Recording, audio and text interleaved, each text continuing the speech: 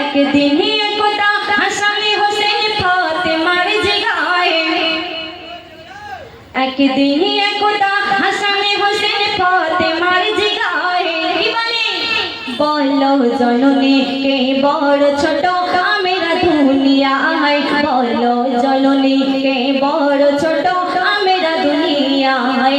একদিন একদা হাসানে হোসেন ফাতেমার জিগায়ে, একদিন একদা হাসানে হোসেন ফাতেমার জিগায়ে, বলো জননী কে বড় ছোট আমেরা দুনিয়ায়, বলো জননী কে বড় ছোট আমেরা দুনিয়ায়। মা ফাতেমা তখন ইমাম হোসেন হোসেনের প্রশ্নের উত্তর, প্রশ্নের সমাধান করে করছে, কবি ছন্দের মাধ্যমে মিসাল দিচ্ছে, সুরের মাধ্যমে পরিবেশন করে শোনাচ্ছে। কবি হচ্ছে বলছে দেখো মা ফাতেমা বলল শোনো হোসেন হাসান কি বলে, তুই সিলেটে লিখতে থাকো দুই জনারি নাম, তুই সিলেটে লিখতে থাকো দুই জনারি নাম, তাহলে কে ছোট কে বড় তাহার পাবে গো প্রমাণ, কে ছোট কে বড় তাহার পাবে গো প্রমাণ, যে জন আগে লিখে দেবে তাহার নিজের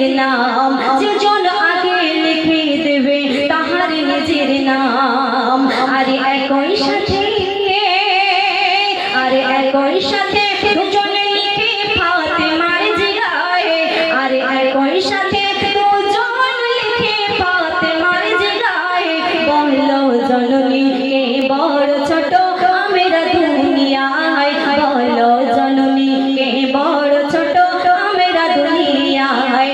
একদিন একদা হাসানে হোসেন ফাতেমার জিগায়ে, একদিন একদা হাসানে হোসেন ফাতেমার জিগায়ে, বলো জননী কে বড় ছোট আমেরা দুনিয়ায়, বলো জননী কে বড় ছোট আমেরা দুনিয়ায়। যখন মা ফাতেমা তাদের প্রশ্নের উত্তর সঠিক দিতে পারেনি, তখন তারা কোথায় যাচ্ছে, সেখানে গিয়ে কি ঘটছে, কবি পরের ছন্দে মিসাল দিচ্ছে শোনাও।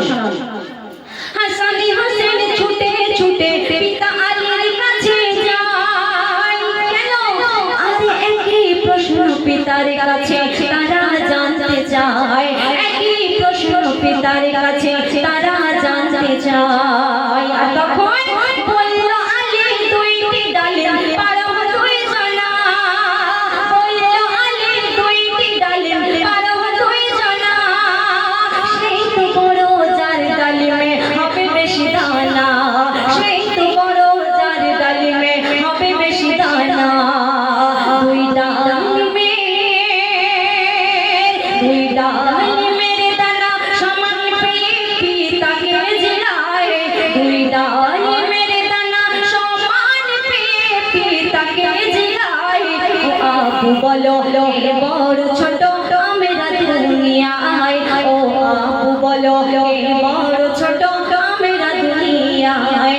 একদিন একদা হাসানে হোসেন ফাতেমার জিগায়ে, একদিন একদা হাসানে হোসেন ফাতেমার জিগায়ে, বলো জননী কে বড় ছোট আমেরা দুনিয়ায়, বলো জননী কে বড় ছোট আমেরা দুনিয়ায়।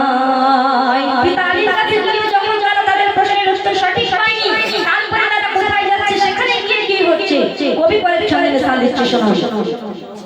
সঠিক উত্তর না পেয়ে তারা নানার কাছে যায়, দয়ার নবী খুদার ধ্যানে ছিল সেই সময়, দয়ার নবী খুদার ধ্যানে ছিল সেই সময়। আর তখন বলল খোদা জিবরিলের দ্বারা নবীজির কানে, বলল খোদা জিবরিলের দ্বারা নবীজির কানে, আল্লাহ পাক জিবরিল আমিনের দ্বারা কি পাঠাচ্ছেন আল্লাহ রাসূলের কাছে, কবি ছবির মাধ্যমে মিসাল দিচ্ছে শোনো। বলল খোদা জিবরিলের দ্বারা নবীজির কানে, সেই তো বড় কঠিন প্রশ্ন নিয়ে হাসানে হোসেন আসে দুজনে, কঠিন প্রশ্ন নিয়ে হাসানে হোসেন আসে দুজনে, যে জন প্রথম আল্লাহ পাক আল্লাহ রাসূলের কাছে পাঠাচ্ছেন জিবরিল আমিনের দ্বারা কি, যে জন প্রথম তোমায় সালাম দেবে তুমি তাদেরকে বলবে সেই সম্মানে বড় সেই বড়, তখন কবি লিখেছেন তার আগে কবি বলছেন যে জনে প্রথম সালাম দেবে নবী গো তোমায়, যে জনে প্রথম সালাম দেবে নবী গো তোমায়, সেই তো বড় বলবে তাদের তোমারি ভাষায়, সেই তো বড় বলবে তাদের তোমারি ভাষায়।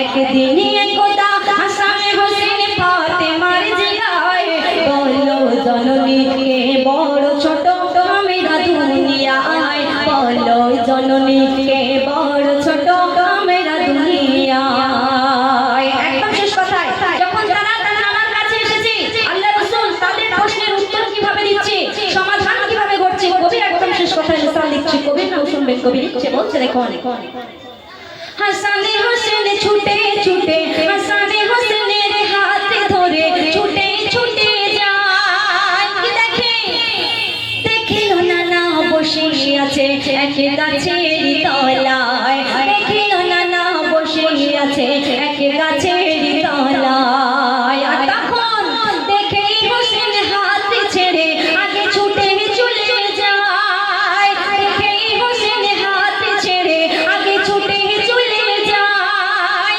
আর পিছন থেকে হাসান তখন সালাম দিয়ে দেয়, পিছন থেকে হাসান তখন সালাম দিয়ে দেয়। তখন বলল নবী